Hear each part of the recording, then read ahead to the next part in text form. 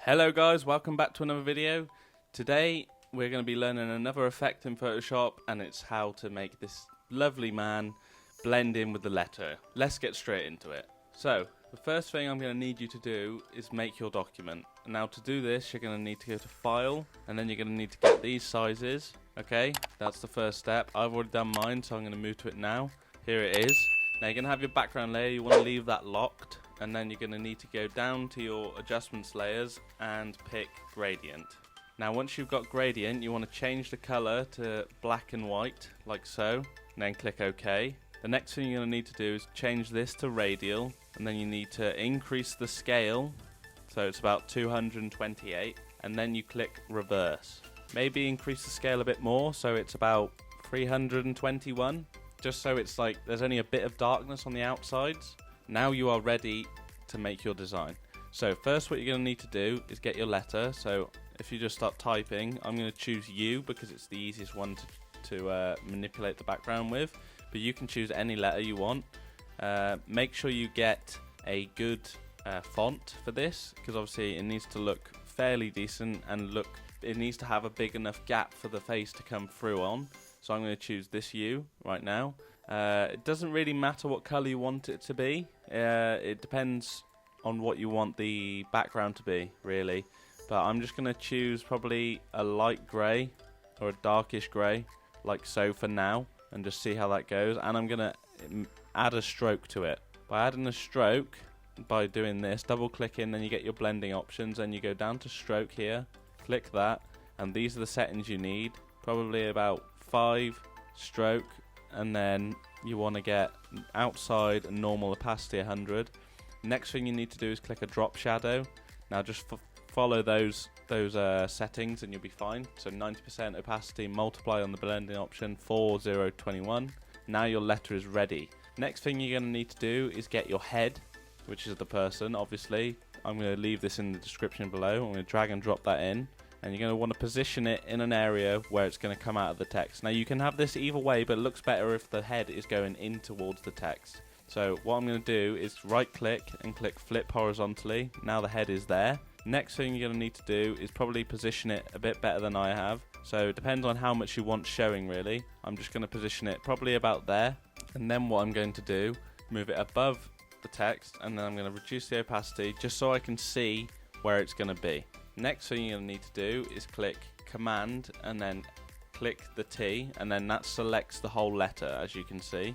Then we're going to select Inverse, right? Then we're going to layer mask our guy out. Right, once you've got your image laid out, you're going to need to get the quick selection tool, which is up here on the left, and then you're going to select the area of the head that you want to choose. Now you need to get enough so it's outside of the image as well as inside the image, and obviously these little bits ahead, depending on the image you choose, are going to be a bit of a nuisance, but we can still have them in there. Once you've got your image selected, like I have, you just want to layer mask it out, like so. Now obviously we've only got the head here, but the next thing you're going to need to do is just refine the edge. So double click on that, and then you can just refine the hair out a bit just so it doesn't look so bad, and then that little bit there I'll just have to remove at a later date. Once you've done this, you just click OK, and then the next thing we're going to do is click Command Enter. We have selected the letter now. Next thing you're going to need to do is get a hard brush, probably hardness 100%, scale about 100 is fine, and then we're going to select inverse the selection. Now it's just selecting this. See, we can paint the image back in.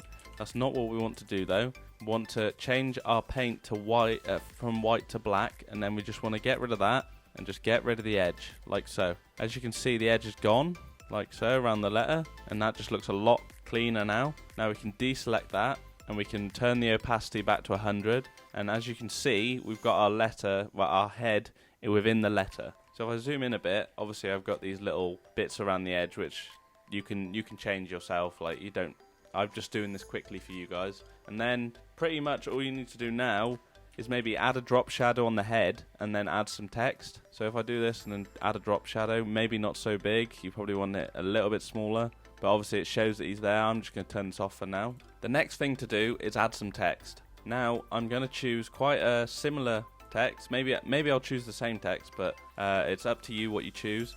I'm going to just call it font manipulation. So I'm going to put this at the top. Just going to center it up. Maybe increase the kerning. So I did this in the previous video. No, I don't want to save it. I'm just going to increase the kerning like so. So that's the space between the letters.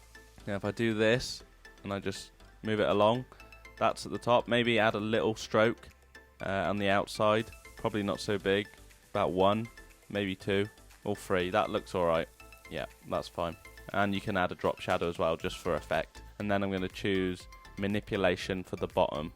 Now we've got our text. I'm just going to add in the same effects as I did for the last one. Drop shadow, same again. And as you can see, we've created this photo manipulation pretty quickly. Now you can add some blending modes to this, like some levels, just to increase the contrast of the image against the background, or there's many things you can do really. It's up to you. Maybe increase the brightness. You can add brightness and contrast, like so. It depends. It really does depend on what you want to do. But I feel like if you go at it at your own speed, you can manipulate the image as you see fit. So we've got the head in the letter.